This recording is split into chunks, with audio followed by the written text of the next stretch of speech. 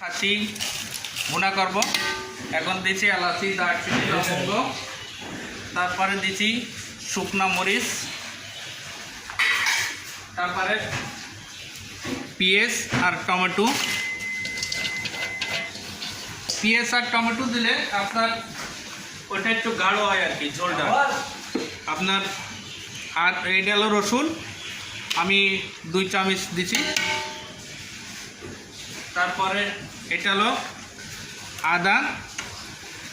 আদা দিয়েছি 2 চামচ। তারপর এখানে আছে বাদাম বাটা দিচ্ছি, মানে পরিমাণ মতো।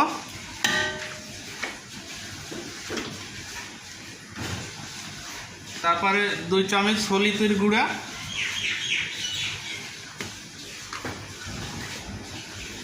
তারপরে 2 চামচ